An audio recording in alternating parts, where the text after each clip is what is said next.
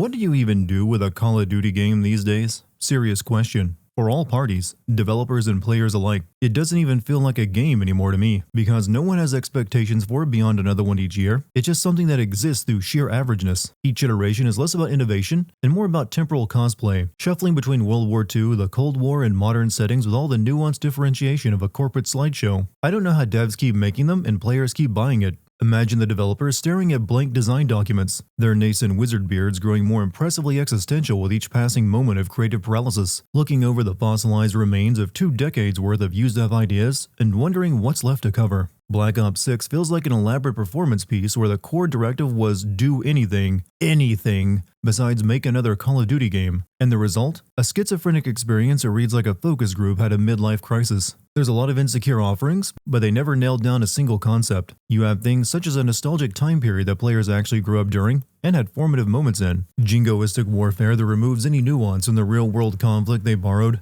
an open-world section that gives you choices on which order you'd like to tackle the same objective 3 times, a Casino Royale-style heist mission, a stealth section where the game pretends it's a mix of Deus Ex and Hitman, and just to truly break the mold, survival horror, a genre this series understands about as well as a 5-year-old comprehends driving. For the players, this is an exercise in generational melancholy. This series is old now, and so are you. It may get a brand new game every year, but when a series releases yearly for 2 decades, you can't help but notice how it's aged along with you, and you're not going to enjoy looking at it too closely any more than you do yourself in the mirror. Long gone are your days of post-school Xbox 360 lobbies, where casual racism and kill streaks are the primary social currency. Now, you're an adult, gray-haired, and whose friends have all stopped playing since they have terrible children addicted to Fortnite, leaving you to navigate voice chats where phantom taxes and mewing are apparently meaningful discourse. Some people might compare Call of Duty to Madden, and I can see the obvious similarities. A yearly installment that barely changes anything except for a roster, and die-hard defenders who live vicariously through the fantasies of a life full of masculine accomplishment they could have had. But if we must draw comparisons, forget Madden. Call of Duty is the Simpsons of video games, a franchise that persists more through institutional momentum than creativity. You're perpetually surprised it still exists, wondering who actually is consuming this content and why. Let's address the elephant in the room, or rather, the perfectly chiseled, hyper-muscular, impossibly photogenic soldiers perpetually posing in Call of Duty cutscenes. And imagine if a gun magazine, an insecure senatorial campaign commercial had a love child. These aren't soldiers. These are brand ambassadors, walking constitutional amendments with perfectly chiseled jaws. I have expected every cutscene to conclude with a gravelly voiceover declaring, "I'm generic military protagonist, and I approve this mission." We've all come to accept that a well-lit room just doesn't suggest that people inside it are serious about the discussion, haven't we? You disobeyed a direct order, Mr. Marshall, when it was clear your op was compromised. With all due respect, sir, you weren't there. With all due respect, so what? That's every mission you're sent on. You don't get to change the orders because a CIA director isn't there to hold your hand and assess the situation on the ground, you self-righteous prick. We were in position near the Iraq-Kuwait border. Small team, me, Harrow, and Case. Writing World War II and modern warfare plots must be easy in comparison to the Cold War setting. With World War II, the work of saving the world and being heroic has been done for you by actual history. And modern warfare just needs to be as jingoistic as it possibly can. But Call of Duty's attempts at depicting the Cold War and the subterfuge involved have resulted in a pharmaceutical-grade imagination of what spycraft must be like. Every game is another plot about who the traitor will be this time. Just take the opening of this game. During the Gulf War, Marshall, Harrow, and Case were sent into Iraq to extract Saddam Hussein's Minister of Defense, Alawi, when a rogue faction of the CIA called Pantheon appeared and derailed the mission, which is odd, since Harrow leads the very organization attempting to sabotage the mission that she is simultaneously participating in, while being fully aware of and collaborating with Marshall's impromptu extraction plan that involves killing the Pantheon soldiers in their way, which would be a blow against the mission of her splinter cell within the CIA, and would likely dissuade other Pantheon soldiers from following her orders if she's killing them like this. And that won't be the only time she acts in a way that is clearly meant to keep you from suspecting her, but ultimately makes it look like she's playing a lobotomized version of spy chess.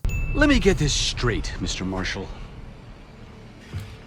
The group you claim to be, the Pantheon, was a multinational, heavily armed paramilitary force that showed up out of the blue.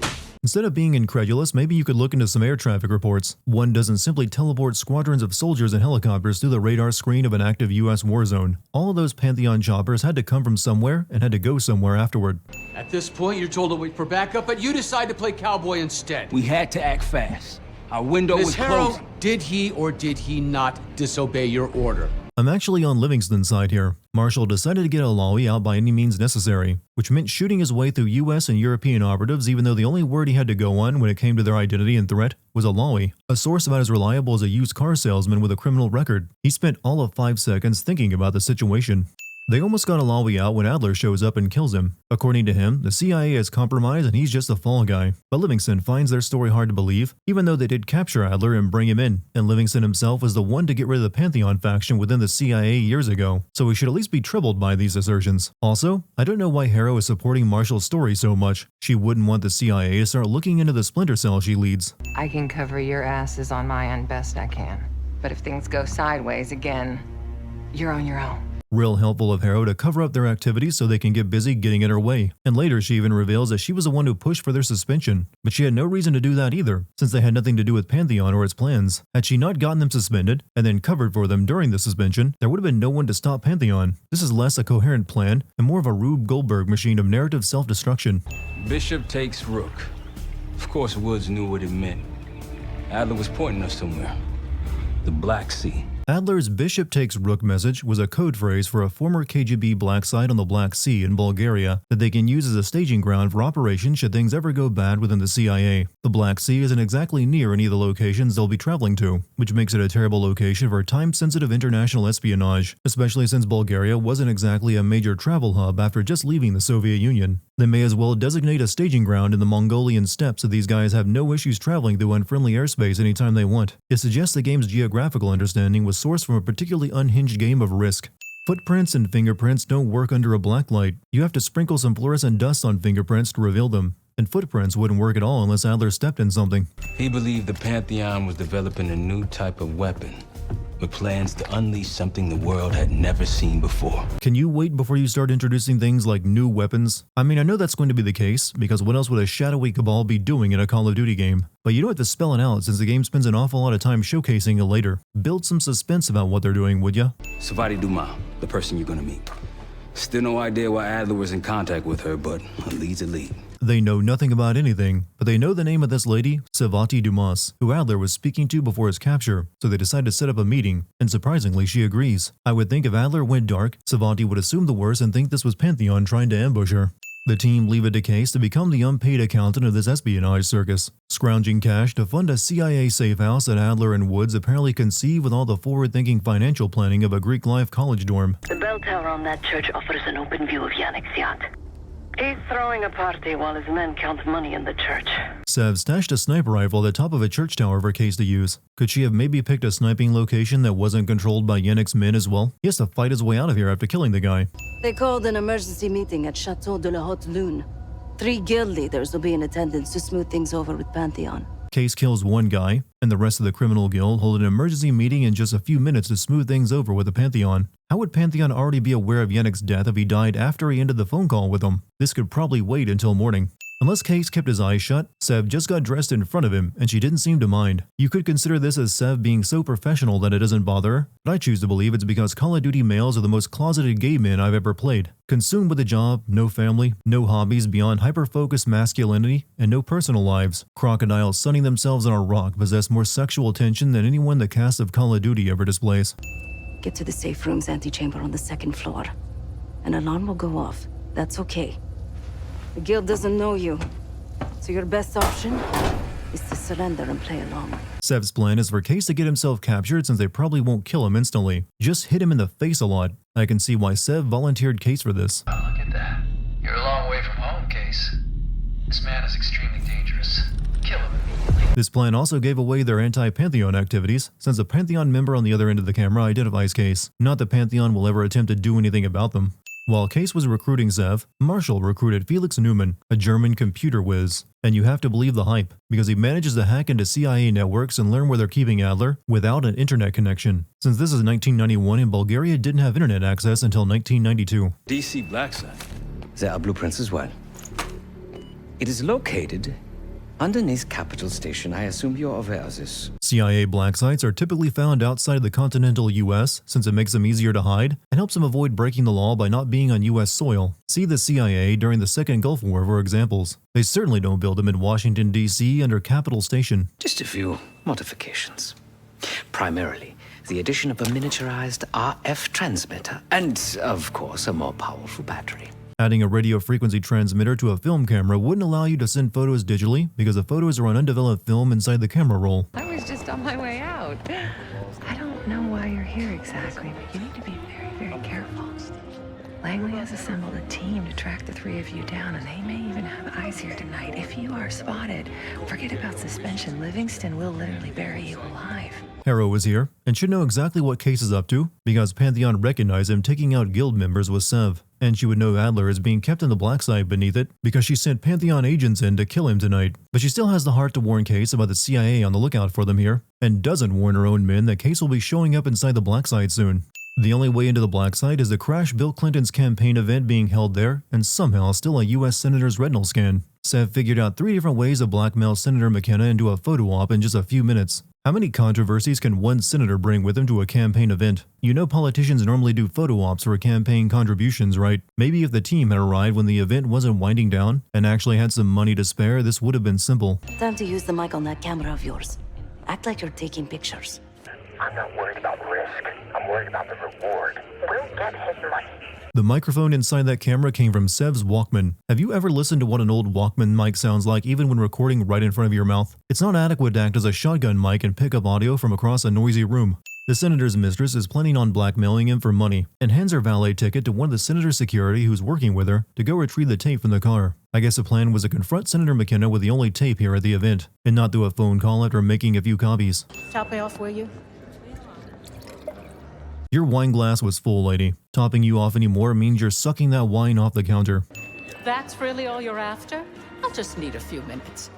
Would you mind keeping Miss Johansson busy until I'm back? Mrs. McKenna believes that a journalist would turn over a juicy sex tape of her husband, the senator, with his assistant in exchange for a single photo op with him. I get the feeling Bill Clinton was only featured in this game so they could play off those conspiracy theories where Hillary had people killed. You can't steal a retinal scan with a film camera, and you can't view or scan a photograph by looking down the barrel of the lens. Marshall didn't have a plan for once they got inside the blacksite, but Pantheon is already down here and has killed most of the CIA personnel, which is fortunate since Marshall's team would likely have had to do the same thing, and I don't think they considered that. Instead, they get to save some of the survivors, which will oddly have no effect on the CIA later blaming them and making them the most wanted men in the world. To get past the sealed door, Case places an RV bomb inside of a vent, though when I drove the RC car back, I could only see Marshall in the room, with Case nowhere to be seen. Pantheon was here to kill Adler to ensure Livingston and the CIA didn't learn of them, but their actions here would have given away their existence by gaining access to a secret CIA blacksite and killing everyone inside to get to Adler, who was the only known person claiming they existed.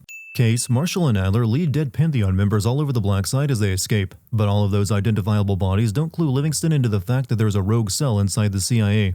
I've always felt that enemies in Call of Duty tended to go down realistically, since a bullet or two will drop just about anyone. But in Black Ops 6, they introduce elite Pantheon operatives who have special abilities and health bars that take multiple magazines to bring down. I don't know why a soldier who just hides behind cover and sends explosive RVs at you needs better body armor than a soldier who has to stick his head out. Why didn't Pantheon just kill them with the explosion instead of making them fall through the elevator shaft? Granted, all 3 of them should have died in the fall, but you could have had explosion plus fall damage. A Pantheon agent gets a drop on Case as he makes his way through a loading gate. Sadly, I guess his gun didn't load in with him, because the guy tries to wrestle Case instead of shooting him. I sure as hell don't recall one of Bill Clinton's campaign events turning into a shootout in DC and everyone having to evacuate. Probably would have been mentioned somewhere during the election. Now that the American flag emblazoned, fully gassed up motorcycles are our only way out, I have to wonder what was the exit strategy originally. Were they just going to walk out with Adler? Maybe shake hands with Bill Clinton on the way out? None of the cops surrounding Central Station chase after them, but plenty of Pantheon agents and trucks who were also just outside do. Weird how that worked out. Listen, Troy. They are pinning the attack on you, all of you. Woods, Case, Adler. How does the CIA account for all the dead Pantheon members left in the facility, or the survivors that Case and Marshall rescued telling them what actually went down inside? You're on Interpol's most wanted list. Red notices all around. And yet they'll have no trouble leaving the US as wanted men along with a man considered a traitor and then flying back to the US again in a few days. Alawi knew the Pantheon had a presence in Iraq. It's part of a technology exchange with Saddam Hussein. Pantheon gets cover in facilities, Hussein gets access to an experimental weapon. But Alawi didn't know what the weapon was? No, only they're calling it the Cradle. Why was it so important that you killed Awali back in Iraq then? You were willing to be captured and die just to take him out, and what he knew wasn't much. Just that Pantheon was helping Saddam develop biological weapons. The CIA or Pantheon getting their hands on Awali wouldn't have mattered. They haven't destroyed the palace yet, but that's about to change. British SAS forces are on the ground hunting mobile Scud launchers, and they've marked our palace for massive aerial bombing. How do you know every detail about a coalition military operation in Iraq? You guys are cut off and wanted by the US, yet you know they're about to bomb the very palace you plan to infiltrate, and can somehow get yourself into an active war zone despite being wanted by the CIA, all because Adler knows a lady in the British SAS. Also, the British SAS didn't accept women into its ranks in '91. This will be our base of operations for now. Here, you won the straw vote and get to carry the TAC map. Call of Duty is filling that open world itch and experimenting with small levels where you get your pick of main and side objectives, except all three main objectives are the same, blowing up a Scud launcher, and the side objectives are a big waste of time. Because in other games, side quests would net you rewards you get to use for as long as you like, but this game doesn't have progression like that. Your rewards are only usable in this mission, and most of them, like the stealth bomber, make it obvious you are not needed by the British SAS to destroy Scuds when the Air Force could be handling it quick and easy. Pantheon and Saddam let the vial of this biological weapon lying around inside one of his bunkers. This is actually how easy the CIA assumed we discover weapons of mass destruction in the sequel to the Gulf War a decade later. The Cradle was developed inside a facility in eastern Kentucky, which was quarantined and abandoned after a biological outbreak there. There's just a facility out in the middle of the woods that is full of leaking bioweapons and classified intel, and no one is guarding it to keep people out, nor was there any attempt to clean it up and dispose of the site. Eastern Kentucky isn't that remote. Rednecks on ATVs would have already cleaned this place. The elevator Case jumps onto collapses, and he falls to the bottom of the shaft, which is flooded enough to save his life. But his gas mask breaks and he breathes in the biological weapon that contaminated this facility. Turns out Cradle forces you to play through multiplayer zombies mode during the single-player campaign. A truly terrible weapon. Was the CIA taking notes from Scarecrow when they developed this stuff? Because I swear it's the exact same thing. Be careful. Try to limit any more exposure. Limit his exposure? Do you want Case to hold his breath?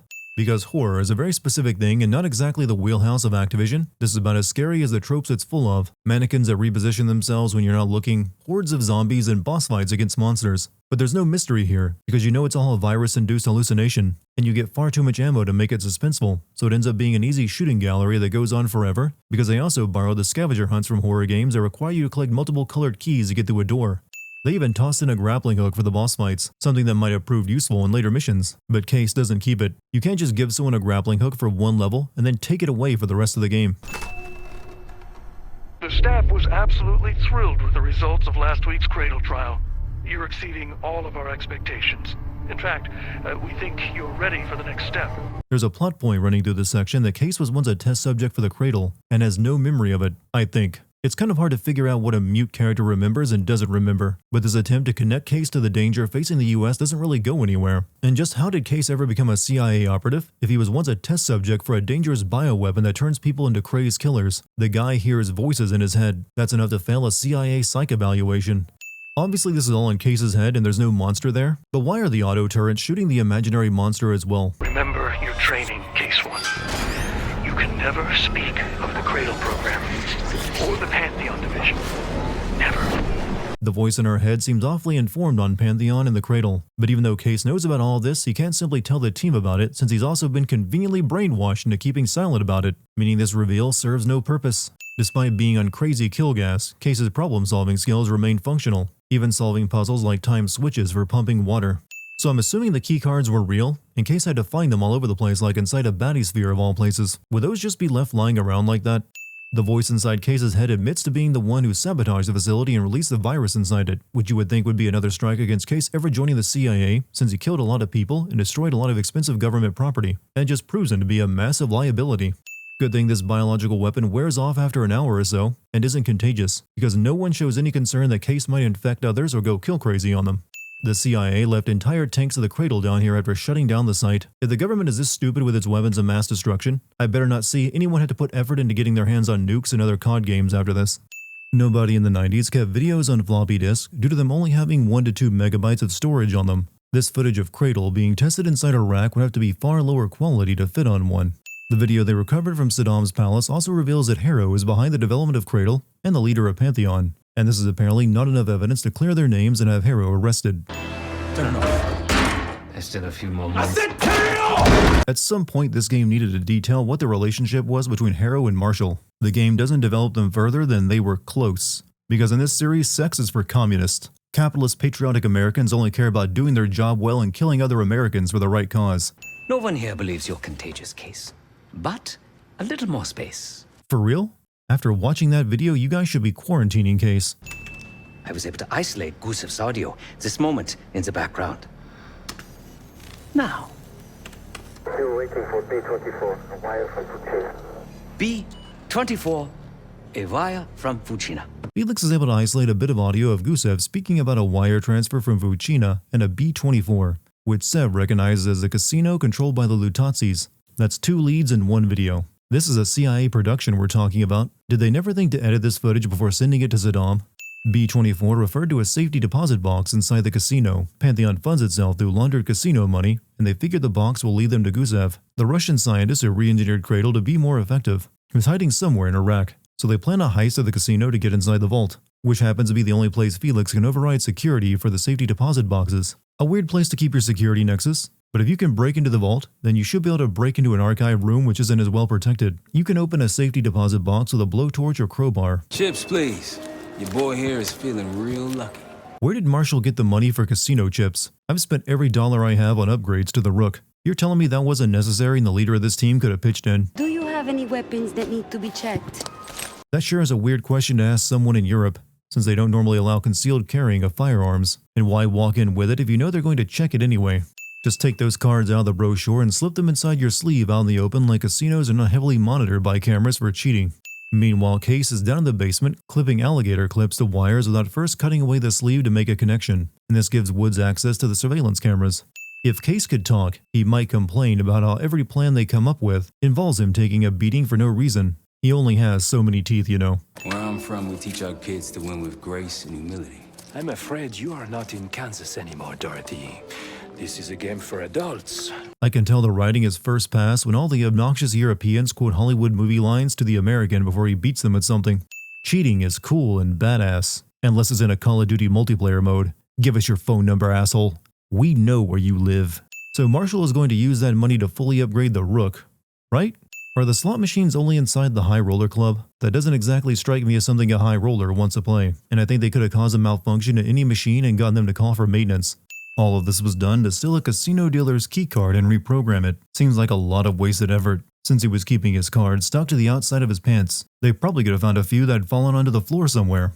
Once given the reprogrammed keycard, Sev's job is to head for the armory, load up a cart with weapons, and send an elevator to bring Marshall and Felix down. They could have just followed Sev down here since she isn't supposed to be here either. They even smuggled in C4 charges. This feels like an important step in the heist that was glossed over, since neither of them had C4 on them previously. The safety deposit box is right next to the vault. Use those thermite charges and explosives to blow it open and save a step. It's going to sound an alarm anyway. Even if you survive standing only a few feet away from detonating C4 charges in a room, it's going to leave you deaf. It's a frame-up. Pantheon's activities will point right to Saddam Hussein. Goose is heading to the Kuwaiti airport as we speak. Well, that airport's in a war zone. Even if we head your way soon, can we reach it? I have a SATCOM connection in the area. You might be willing to help us. The dossier proved that the casino was laundering money for Pantheon, with wire transfers to Gusev in Iraq. By the time Adler reaches the location, Gusev has fled, but there was one scientist remaining with a canister of Cradle who tells Adler that Gusev is headed for the airport as they speak. Somehow the team of wanted traitors in Europe can fly out to Iraq during a war and reach Gusev before his plane leaves. The most wanted man in America standing in the middle of a US Army base smoking a cigarette, by the way. Why even make them wanted if Adler's connections allow him to continue to work with British and US military as he pleases? That's him. Top lab rat for an army of mercs. Goose is developing the Pantheon's bioweapon. You'll know what they're planning. Since you know Gusev plans to leave from the airport, why not just bomb the airstrip so his plane can't take off? Then he would be trapped here. I almost had to give up playing Call of Duty here, since I ran into bugs during this level that would crash the game every time I loaded it up. I had to wait 2 weeks before I could play through it and finish it. I've come to take glitches like this as a game trying its hardest to dissuade me from playing further. Gusev isn't in the passenger plane, but being loaded into a military cargo plane instead. I'm just wondering what Gusev is planning to do once in the air. There's no way coalition forces would allow a military cargo plane to take off from a besieged Kuwaiti airport. Adler and Case have to make a suicidal break across the tarmac despite all the Iraqi soldiers in their way. Then an Iraqi tank crew bails right in front of them, and they get in that to fight their way through to shoot the plane as it's taxiing to take off. The game lets you, a CIA operative, torture a man in Iraq for information. But please keep actual politics out of my video games, please. Jane Harrow brought me a biological agent, the Cradle, from an American lab. The Pantheon wanted me to make it infectious, more violent. The victims tear each other apart. Cradle is a virus that doesn't behave like a virus. It appears as a gas in the air and causes instantaneous effects in anyone who breathes it. But an infected person can't infect anyone else, and it fades away in just an hour or so. So there's no contagious period or immune response since Case should have antibodies from previous exposure to it, but was still infected back in Kentucky. Vorkuta! Fully Russian prison camp. It became a bioweapon lab years ago, before it was shut down. But it still has what they need to scale up production of the Cradle. How do American CIA agents occupy a Russian base in the heart of northern Russia to produce a bioweapon, and the Russian government is unaware? Even post-Soviet Union Russia wasn't so bad off that American forces could secretly occupy a base within their borders. Sev is sent in to scout out the base and disable any defenses, so she steals a Pantheon uniform from one of the men and walks around freely. The only female member of Pantheon I know of is Harrow, who leads it. All the foot soldiers have been male, but this disguise works flawlessly. Sev has options when it comes to sabotaging the chopper, radar, and anti-air missiles. She can sweet-talk her way into disabling them, or just strap C4 to all of them and blow them away when she's ready. Except she didn't bring any C4 with her on this sabotage mission and has to find it in the base. How do you not bring the one thing you'll need for sabotage? Once that's done, Sev has to use the security cameras to find where they're keeping the Cradle. Oddly, as I was looking through a security camera, I was able to pick up the body of someone I silently took down earlier in the same position. We've done what we came here to do. The weapon has shipped. Now we evacuate before the CIA or the Soviets learn we're here. Clear enough? I don't think that's going to be a problem. And if it were, you would have picked a better location to manufacture more Cradle in the first place. It's not like the CIA could do much about a base within Russian borders without starting a potential war. How did you guys fly a Black Hawk helicopter this deep into Russia? Hell, where did you even get a Black Hawk helicopter from? For a group of wanted ex-CIA operatives, they are amazingly well prepared. Okay, divide and conquer. Case left. Sev with me. Case, you know the drill. Go that way and get punched in the face until we rescue you. I respect you, Case. I really do. You put everything into your work, your principles. It's a little late to try and convince anyone currently attacking your base to come over to your side, especially the guy who doesn't talk and suffered at the hands of Pantheon when he was a test subject. So are you guys flying on the chopper all the way back to Bulgaria? Because choppers don't have that kind of range. She had something embedded in her forearm, a device. Felix thinks it's a tracker of some kind. They know where we are? We should assume that. Harrow had a tracker inside her arm, so they don't have much time before Pantheon comes for her. And since they don't even think of torturing her in the same way they did Gusev, Adler injects her with one of his magic MK Ultra drugs. This one induces schizophrenia and fragments the psyche. In Harrow's case, she returns to how Marshall knew her before she joined Pantheon, while her dark side is given a leather jacket and crazy hair, and haunts her mind palace as she attempts to piece back a broken mirror from her childhood so she can tell them the target. It's kind of odd that the drug Adler injected Harrow with has the exact same effects Cradle had on Case, making Harrow hallucinate zombies and creepy mannequins. This finale is not only reusing gameplay from the secret CIA biolab, but reuses several levels because the series doesn't have enough money to afford additional assets for its final level, I guess. I guess the guy who killed Harrow's parents that night wanted to make it personal, since he holstered his gun instead of shooting her father so he could toss him around for a bit, then pulls out his gun to shoot him. While the good side of Harrow is running around inside of her own head, starting generators and fighting off her all-around cooler bad bitch self, the rest of the team have to hold off a veritable army of Pantheon soldiers attacking the Rook. Since Pantheon apparently has the ability to move hundreds of men and tons of equipment into a European country within hours to assault a location without the government catching on. I can take over now. Of course they were hiding something, Woods. They're always hiding something. Harrow knew that her parents weren't just victims of a simple home invasion, so she eventually joined the CIA and began looking through every top secret archive she was given access to. It's safe to assume she already suspected the CIA was involved in their death, but put that belief aside and happily worked for them. But she never found anything, until one day when someone slipped a floppy under her door that contained the classified files on their murder. Her parents were CIA agents that were executed by the CIA for undisclosed reasons. I guess the classified documents didn't mention details on what her parents were doing, and Harrow showed no curiosity for why the CIA wanted them dead. But the revelation drove her over the edge all the same and into Pantheon, where she would eventually come to lead it. Targets eliminated. Anything else? Negative.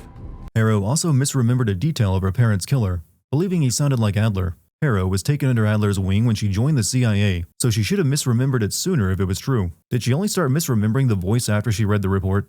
Evil Harrow explains Pantheon's plan. They're going to release Cradle in the US, blaming it on Saddam. But the real goal is to discredit the CIA leadership for the intelligence failure of a CIA bioweapon being used against America, so Pantheon can take over the CIA. Because the CIA is corrupt and only a group of people within it who are willing to release a bioweapon on their own country can right the wrongs. I'm sure this argument made sense in their own heads. Then again, we saw a version of this plan play out in real life, since Saddam was blamed for an attack on US soil a decade later and was believed to possess biological and chemical weapons, and the CIA was involved in collecting that bogus information and was found to be torturing people in Iraq, and nothing happened with the CIA as a result of that discrediting.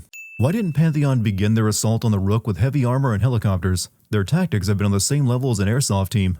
The Cradle is under the Capitol building and will be released on Harrow's orders, and once this virus is released, the Capitol building will be overrun by bloodthirsty people bent on destruction. And that's supposed to disgrace the government? This game released a few years too late for me to buy into that. Someone else will take his place. You. Me.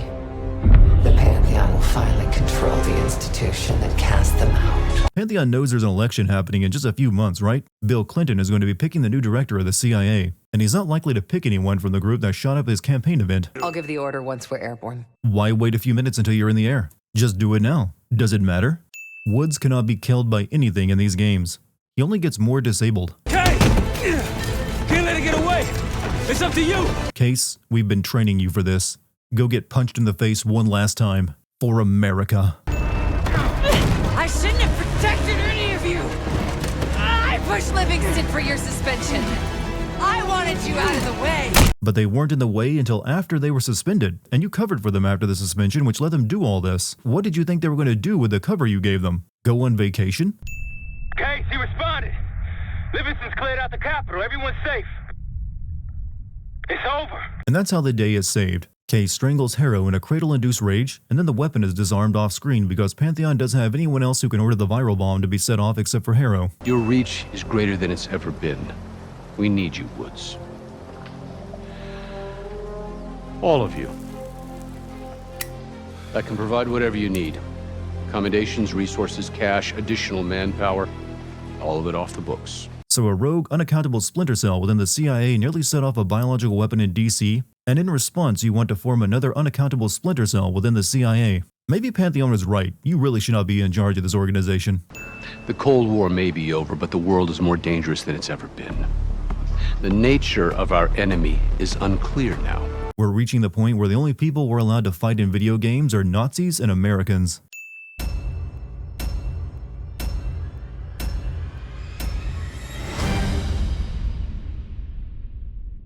Hey, welcome to the end of the video, where I tell you to like and subscribe if you enjoyed it, and then try to convince you to join my Patreon, the part of the video that statistically 90% of you skip. But for those 10% that don't, please like and subscribe. And be sure to vote down in the comments on which of these two games you would like to see send next. And speaking of that Patreon, your first month is now half off at just $1.50 until Christmas. So there's never been a better time to watch exclusive videos like Everything Wrong with Snatcher, an hour-long classic sin video you can't watch anywhere else, along with exclusive videos on GTA 3, Vice City, and more. The link for it is down below.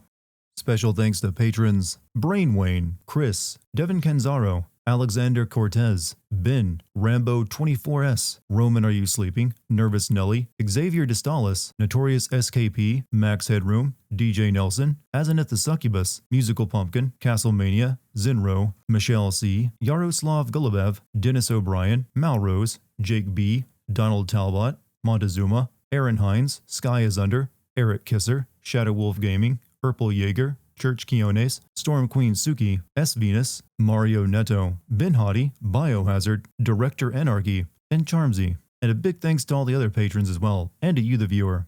See you next time.